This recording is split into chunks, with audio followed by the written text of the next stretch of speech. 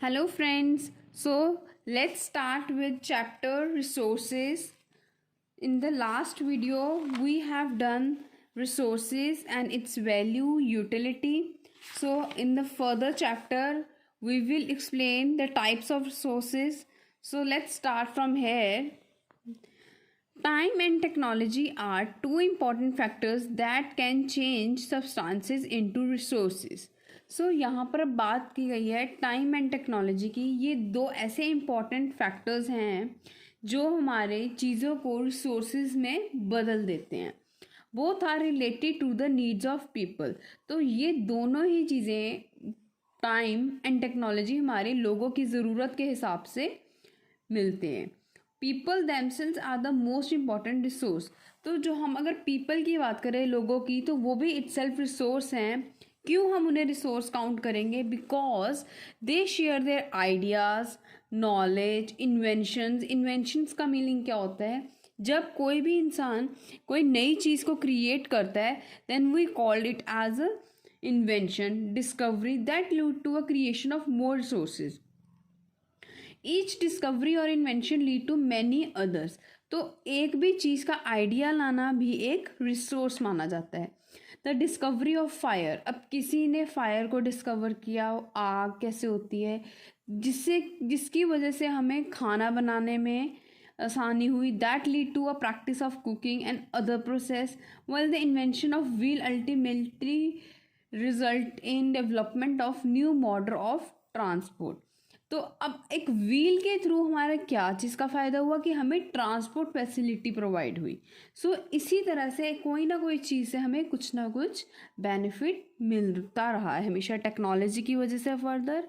So this is what we have studied is in this paragraph. According to time and technology we got the benefits from resources. The technology to create hydroelectricity has turned energy. अब hydroelectricity से हमें energy मिली जिससे कि हमें जल्दी से पानी मिलने की प्रोविज़न मिली और that convert that thing into an important resource.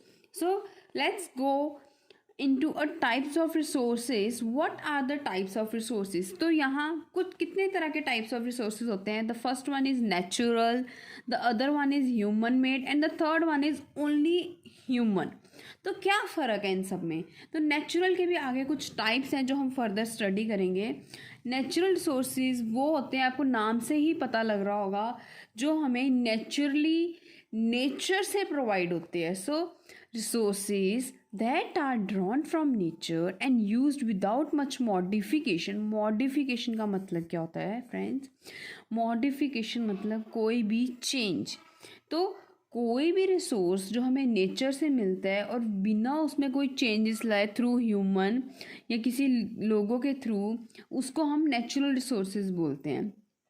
अब हम इसकी एग्ज़ाम्पल भी ले सकते हैं, जैसे कि द एयर वी ब्रीथ। अब जो हवा हम लेते हैं, क्या हम उसको चेंज कर सकते हैं? नो, ये बिल्कुल नेचुरल है। The water in our rivers, lakes, पानी जो हमारी नदियों में है, soil, minerals, so all these are natural resources. Many of these resources are free gifts of nature. तो ये क्या है सब?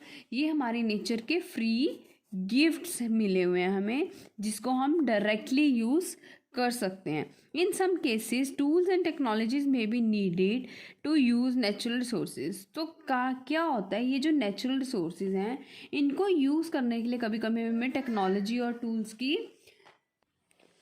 टूल्स एंड टेक्नोलॉजी की ज़रूरत होती है। So natural resources are classified into different groups.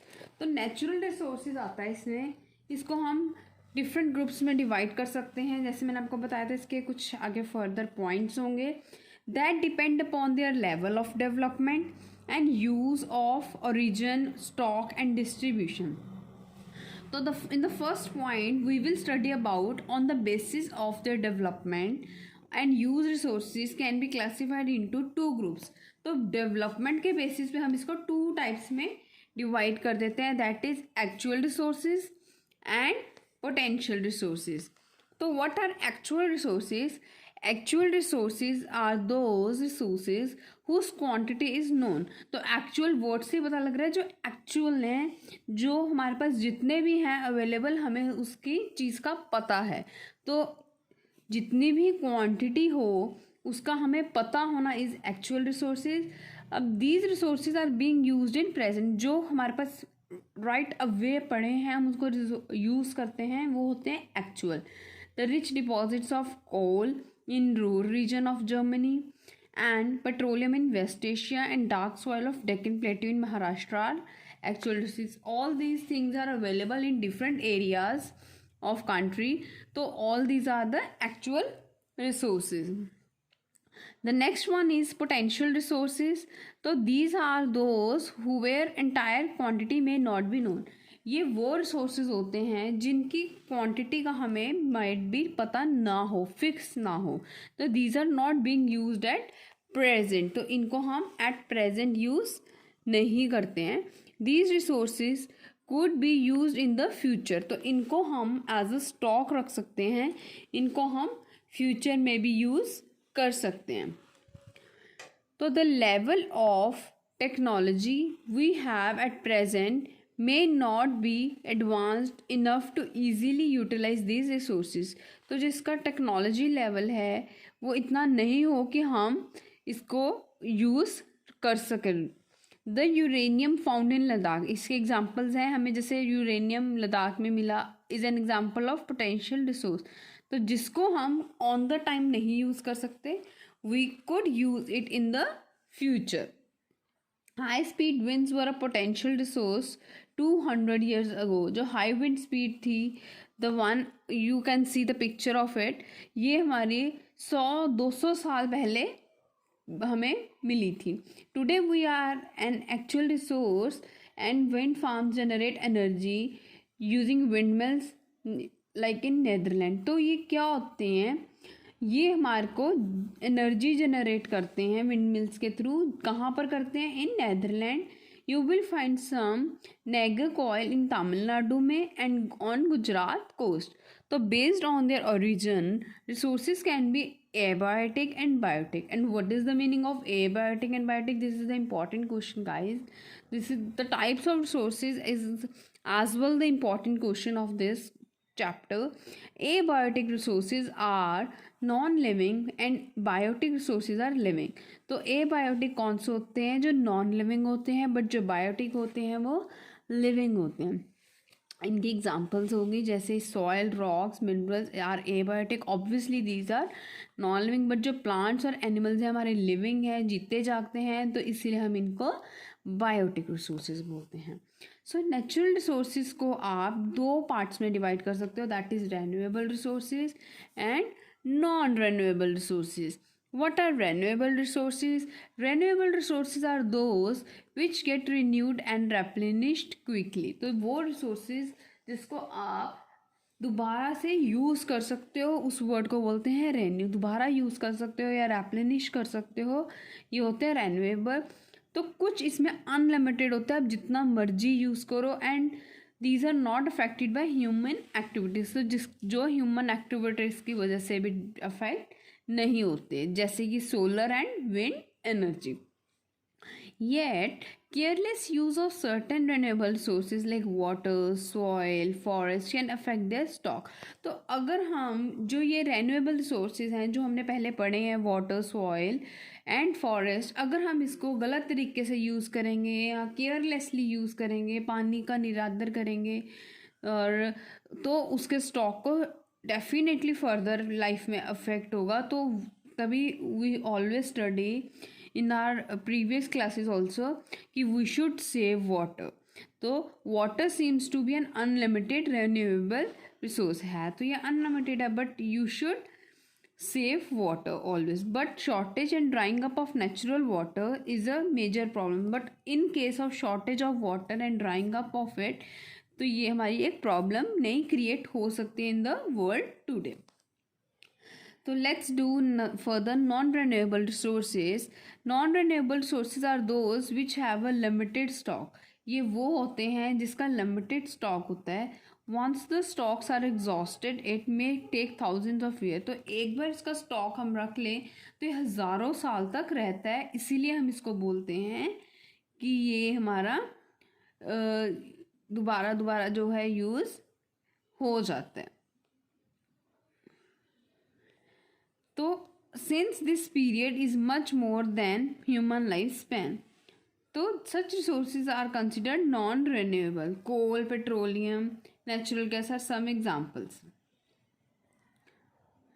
तो इसमें अब है कि एक बार आपने स्टॉक रख लिया, उसको दोबारा यूज़ करना इज़ डिफ़िकल्ट, तो they always maintain stocks of this. तो on the basis of the distribution resources can be ubiquitous and localize. अब इन दोनों का मीनिंग क्या होता है? Resources that are found like where like the air we breathe are ubiquitous. जो हवा से हम सांस लेते हैं वो अबैकेटस है, बट जो हमें कुछ प्लेसेस पे ही मिलती हैं copper and iron that is localised. तो ऑब्वियसली हवा एक ऐसी चीज़ है, हम कहीं भी दूर देश में चले जाएं हमें हमेशा अवेलेबल रहेगी। The distribution of natural resources depends upon a number of physical factors like terrain, climate and altitude. कोई भी तूफान आंधी आ जाए तो ये जो है फिजिकल फैक्टर्स पे डिपेंड होता है। The distribution of resources are unequal. जो हमारे रिसोर्सेज भी डिस्ट्रीब्यूट होते हैं वो हमेशा अनइक्वल होने चाहिए, ये नहीं कहीं पे ज़्यादा मिले कहीं पे कम। तो because these factors differ so much over the earth, क्योंकि सब फैक्टर्स हमारे अर्थ पे बिल्कुल डिफरेंट है। सो I will teach you human made resources in the next video. So today what we have studied types of resources. Okay, so we have done natural and human made resources, sorry, natural resources. So further we will do human made resources. So done for today. Thank you for watching my video. Please do subscribe my channel and like my video. I hope you got this chapter, and this is the important question. Do it at your home, revise it. If you have any query, please do let me know. Don't forget to like my video. Thank you.